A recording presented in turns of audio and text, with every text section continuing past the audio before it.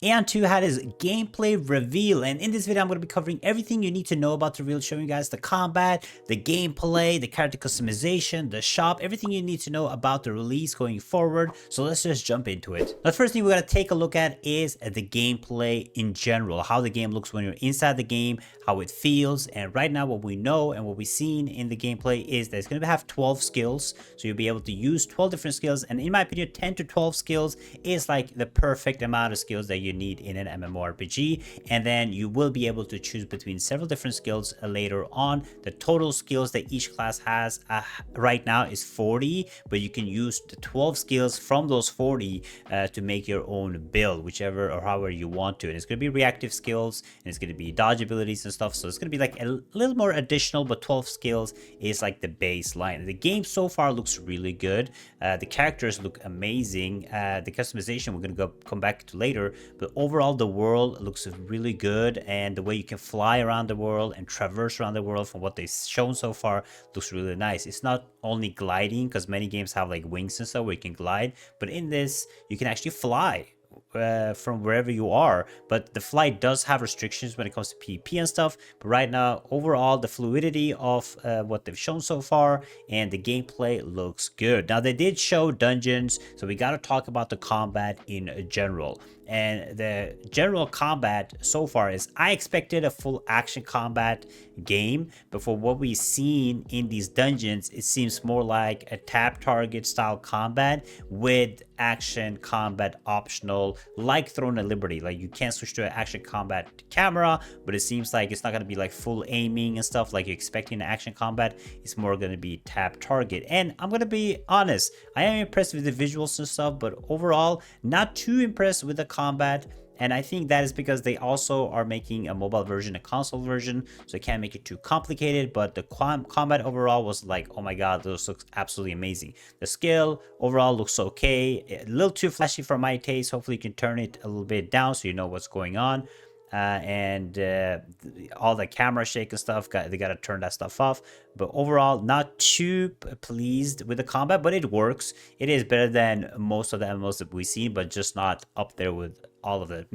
I enjoy top targets, so I'm not gonna mind it too much. But the gameplay itself, when it comes to the dungeons and stuff, they look good. Seems like each of the dungeons are gonna have actual mechanics to it. So you have to do dodge mechanics, you have to, defeat the boss, find out the strategies of each of it. However, the one thing we got to talk about is the team sizes. It's a 4-man team, so you're gonna have tank, healer, and 2 DPS most likely going into most of it. So this is where I want to kind of talk about the dungeons aspect, because the game seems to have a heavy PvE focus.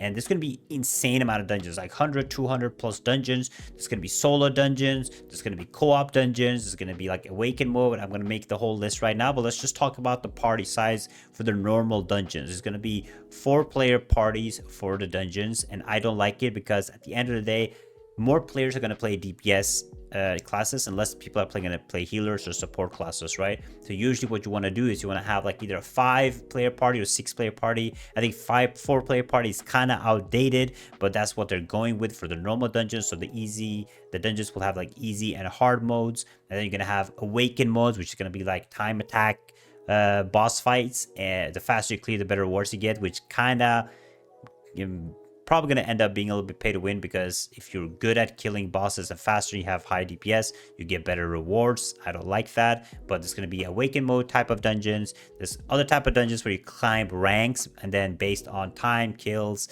and more, there's going to be leaderboards for the dungeons. There's going to be competitive PvE that you guys will be seeing, and there's going to be nightmare mode type of dungeons where it's going to be like multi-stage fights with several stages that you can increase. And then we're going to have other random dungeons with like modifiers like affix and stuff. Kind of, if you play Throne of Liberty, it's going to be like dimensional trials, and there's limited deaths. So if you hit the threshold of deaths, you basically have to reset. So it's going to be high stake dungeons with rewards, so kind of like dimensional trials. And then we have the raids, and the raids are going to be 8-player raids, not 10, not 12, not 14, 8-player raids. that's going to be interesting. Seems like it's going to do like the Throne of Liberty system where you put 2 parties together for the raid. So 4-player party, 4-player party, you make the 8-player party. And it's going to have a lot of like daily grind and stuff when it comes to dungeons.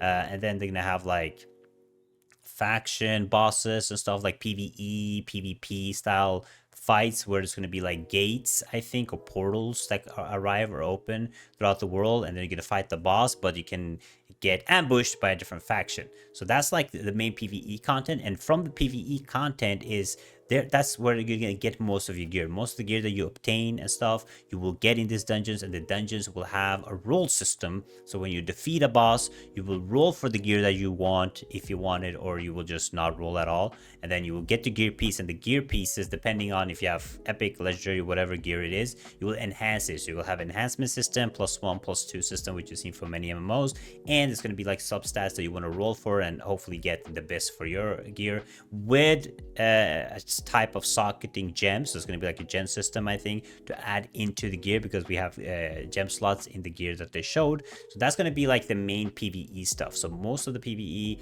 you will have to do dungeons, you have to do raids, and there is a chance some of these dungeons are going to be time gated, and some of them are going to be time gated through shop items like tablets and stuff. This is just speculation. I saw some keys and stuff but in the shop that they showed, but overall I can't make too many assumptions, but that's what the PvE is. So it's going to be a lot of PvE content, a lot of competition, a lot of stuff to do solo and team wise, and it's going to be a lot of grind to it, and a lot of like, you know, leaderboard chase, all that stuff. So that's the PvE stuff. And now we're going to talk about PvP. They didn't show too much of the PvP. They said they're going to do it in the next stream, but they talked about PvP. So what we know about the PvP for the PvP enjoyers is it's going to be arena battles, so 1v1s and stuff, 4v4s. And when it comes to PvP, you can't fly out of combat and stuff, so don't worry about that. It's just going to be like the normal PvP, probably in an arena and stuff. And then they're going to have battlegrounds, and I think battlegrounds used to be like 24 players in Aion, but now we're going to have 8v8, and it's going to be team focused. So like battleground style, you know, capture the flag, you know, make this thing go to the other side, you know, defend the train, stuff like that. So that's going to be the backgrounds, and it's going to have rifts, aka faction wars. So I was going to talk to you guys about this. Is depending on your faction, you go to different servers. So if you choose one faction, you go to one server. If you choose one faction, you go to a different server. Depending on your faction, you will also get different bosses that spawn depending on your faction. But if for faction wars, there's going to be a place where you can go to where you can fight the other faction for loot and bosses. Now, this place is time limited.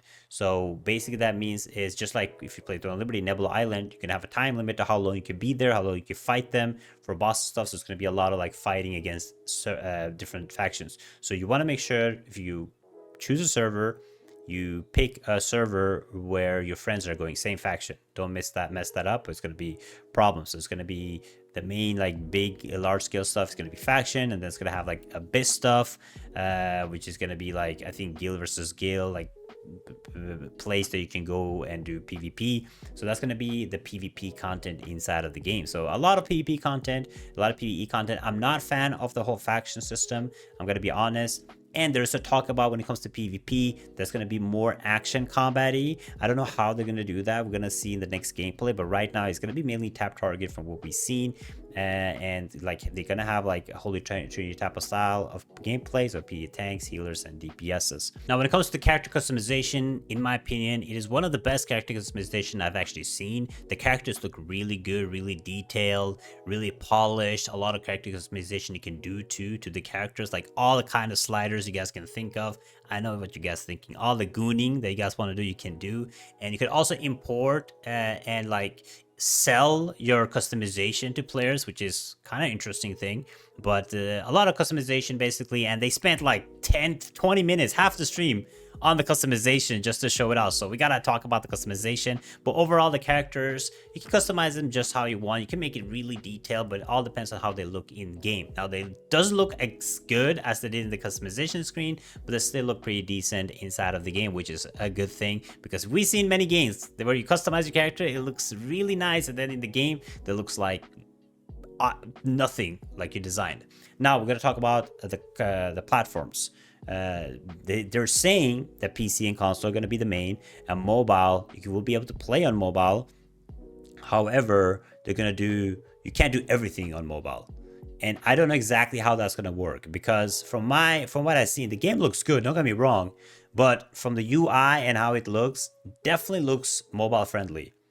Like there's many MMOs, like big MMOs, that were able to get raids done on mobile, all that stuff. So I'm not sure. They're saying it's going to be less stuff to do on mobile, so we'll have to see how that will be. But I really hope that they mainly focus on the PC and console, but also have a chance for mobile to basically play from the side. But they're going to have a mobile stream too going forward, so we'll be able to see more about it. Now, when it comes to shop and monetization, what I do know is that they haven't talked too much about the shop, but my guess is it's going to be a pay to win when it comes to like time gating, dungeon tabs, probably convenience stuff, maybe some exp boosters. There is a chance that we might get because you use gold, which you obtain in dungeons mainly, but around the world using the auction house, and there's a chance that you'll be able to probably buy a currency which will let you transfer it into gold, and then you can use it in the auction house. Just similar like Throne of Liberty, and most MMOs do it. There's no way they won't do it, so that's where probably most of the pay to win stuff will be. So you can buy the auction house currency, and then you can buy stuff from the auction house. That's what my guess is, but we'll have to see when we get closer to it. But it does look very Aion 1 inspired, which is nice. A lot of the content, like rifts and stuff, is gonna be super inspired from Aion. Combat does look similar to Aion, so they're doing the Aion inspiration, which is good. Now, the release date. A lot of you guys probably have a question: when does it release? Will it release same time for global or Korea? No, it will not release same time for global and Korea. Korea will release first, unfortunately, but the release date is in 2025. They confirmed it on the stream. The release date for the game is 2025, so it'll be coming in Korea. So you will be able to play it in 2025 in Korea if you want to, probably the purple launcher, and then it's going to come for console later in Korea, and then probably global launch early 2026, but we'll probably just have to wait and see when the actual official date is. But you will be able to play this game this year already. So overall opinion, I'm going to be honest, I'm both surprised and not surprised. I kind of maybe expected a little bit more from the combat. 4-man parties, not a big fan of 4-man parties. I think that's like really old MMO stuff. Like right now you should have like 5 or 6 player parties at least. It's not gonna go when people are always looking for healers, and you have like 100 200 dungeons. People are gonna do insane amount of dungeons in this. You will always need healers, so it's gonna be the big bad. So combat and stuff, but overall, like looking at the raids and the content of the game, I am pleased. But there's nothing like unique about this game. Like when I get into it and I stop playing Aion 2, I think I'm gonna have fun with it probably for several months, depending on how much content they have. But eventually I think I will reach a phase where I'm like, okay, I played enough and I'm done with the game. But let me know what you guys think. Are you guys surprised about what you've seen so far with Aion 2? Will you guys be checking it out? Let me know in the comments below. Hopefully this video covered most of you guys' questions regarding the game. Make sure you guys check out this video. Oh, wait a sec. Make sure you guys check out this video right here. Thank you to all the member supporters of the channel. I really appreciate you guys. Make sure you guys tune in for more Throne of Liberty, or Aion 2 and MMORPG content. And I'll see you guys next time. Bye-bye.